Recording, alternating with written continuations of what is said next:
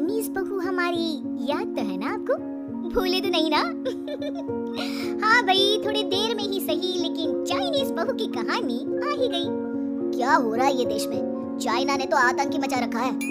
अरे क्या हो गया? क्यों चाइना को कोसता रहता है? भूल मत, तेरी ससुराल चाइना की ही है। हाँ वहाँ पर ये देखना, लड़ाई झगड़े, ये बीमारी, ऊपर से ये देश कितना चालाक है, अंदर न जाने क्या क्या करता रहता है। तभी अंदर से बहू की चिल्लाने की आवाज आती है। अरे क्या हो गया बहू, क्यों चिल्ला रही है? माँ जी, ये देखिए, ये रूस ने यूक्रेन की हालत क्या कर दी है। ऊपर से चाइना में दोबारा लॉकडाउन लग गया है। माँ जी, अब क्या किया जाए? अरे तो तुम लोगों को क्या परेशानी हो रही है, मैं तो यही नहीं समझ पा रही हूँ। वो क्या है ना माँ, हम लोग चाइना जाने की सोच रहे थे, सांगसू के भाई की शादी है। तो क्या? अरे कौन सा उन लोगों के यहाँ भाई घोड़ी चढ़ता है जो बहन काजल लगाकर नेक लगी? माँ जी, उसकी आंखें बहुत छोटी छोटी है, उसमें या तो पुतली रह सकती है या काजल। साले की पुतली निकाल कर काजल लगा दो, अंधा कहीं का। क्या क्या बोला तुम मेरे भाई के बारे में? अरे नहीं नहीं बहू, वो तो बोल रहा था कि तुझे नेक मिल जाएगा, बहन है ना तू उसकी। नहीं नहीं माँ जी, मैं सब समझती, ये मेरे भाई का मजाक बनाते रहती। कितना शीरा है मेरा भाई, बिल्कुल छिपकली जैसा। नहीं नहीं बहू, सीधा गाय जैसा होता है। सही पकड़े हैं माँ जी। तो मेरे भाई की शादी है, मैं चाइना जरूर जाऊंगी। तभी एक पड़ोसन आ जाती है। अरे नहीं नहीं बहू, तू कहीं ना जा, हम लोगों का मन कैसे लगेगा तेरे बिना। ले बहू, तेरे भाई के लिए ये शॉल रख ले, हमारी तरफ से गिफ्ट कर देना। अरे सब कितने अच्छे हैं, मेरी चाइनीज बहू को कितने प्यार से तुम लोगों ने एक्सेप्ट कर लिया। सच में बड़ी भाग्यशाली हूँ मैं। कैसी बात कर रही है? ये तो हम लोगों के देश की खूबसूरती है कि हर किसी को दिल से अपना लेते हैं, बस वो भी दिल से हमें अपना समझे। कैसी बात कर रही हैं आंटी जी? मेरे लिए आप सब सासू माँ जैसी ही हैं। मुझे भारत बहुत अच्छा लगता है, ये सबसे अच्छा देश है, मेरा भारत महान। वैसे भी लड़के की शादी जहाँ होती है वो तो वहीं की हो जाती है ना। जी तेरे बहू सही बोल रही है, औरत तो होती ही पानी की तरह है, जो जहाँ जैसे रखे वैसे ही शेप ले लेती है। आंटी जी, ये थोड़ा सा ज्यादा हो गया, समझ नहीं आया। नो प्रॉब्लम, मैं चाय बना कर लाती हूँ। फिर क्या, वो दिन भी आ जाता है जब बेटे बहू को चाइना जाना पड़ता है। वहाँ जाकर बहू का भाई कहता है, मेरे दाम आ गए, मेरे दाम आ गए। मैंने सबको बोला कि सब हिंदी में बात करेंगे, नहीं तो बहन नाराज हो जाएगी। थैंक्स बॉय, हिंदी मेरी भाषा है, आप मुझे उसमें बात करना अच्छा लगता है। आपने जीजा जी से मिलो। बहन तुम अंदर चलो। सभी बहू को अंदर लेकर चले जाते हैं, लेकिन सांगसू का पति वो तो बेचारा चाइना के ससुराल के आंगन में अकेला खड़ा रहता है। काफी देर तक जब कोई उसे नहीं पूछता तो वो माँ को घर पर फोन करता है। हाँ बेटा, पहुँच गए ना कुशल मंगल? हाँ माँ, लेकिन सांगसू पता नहीं कहाँ है, वो तो अंदर गई है, तब से बाहर आई ही नहीं। अरे कैसे बात कर रहा है? तो तू अंदर चला जा, तू बाहर क्यों है? अरे दामाद है तुम वहाँ का, उन लोगों ने तुझे बिठाया, चाय पानी कुछ नहीं पूछा? नहीं ना माँ। तभी सामने से सांगसू आती है। क्यों आप अभी तक तैयार नहीं हुए? और ये बैग लेकर क्यों कमरे से बाहर आए?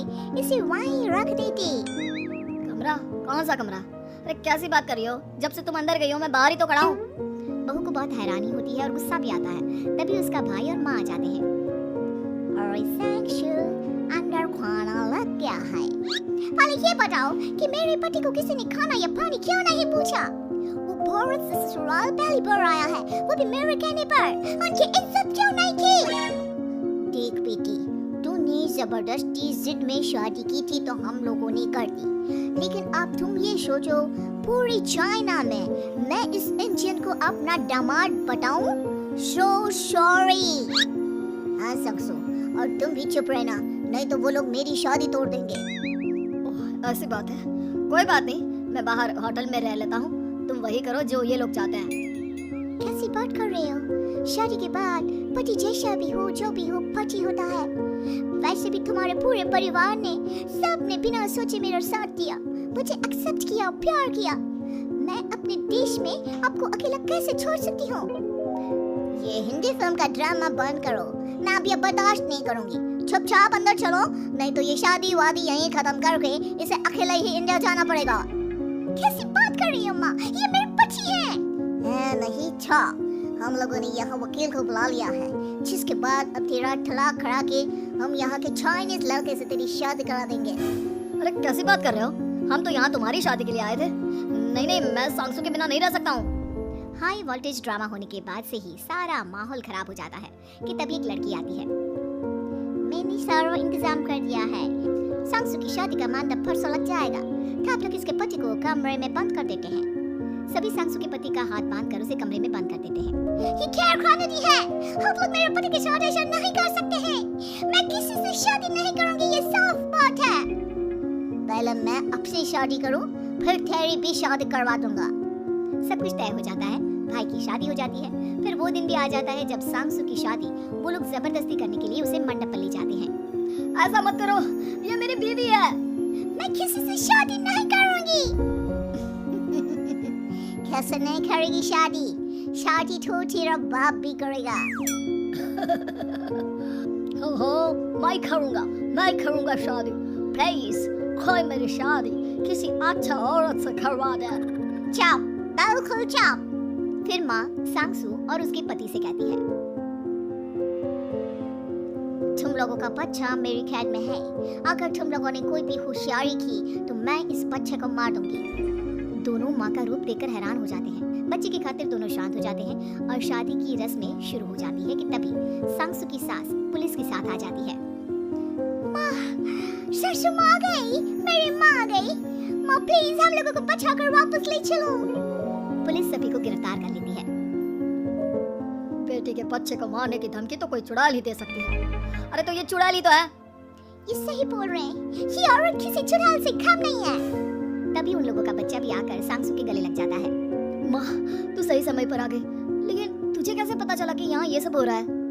बेटा, ये चाइनीज लोग ना होते ही धोखेबाज है। इन लोगों पर मुझे भरोसा नहीं था, इसलिए मैंने तेरे फोन को हमेशा के लिए मेरे फोन से अटैच कर दिया था, जिससे तेरे आसपास होने वाली सारी बात मैं सुनती रहूं। उस दिन भी मेरी तेरी बात हो रही थी तो तेरा फोन ऑन था, मैं सब समझ गई थी। मुझे माफ कर दो। नहीं, बिल्कुल नहीं।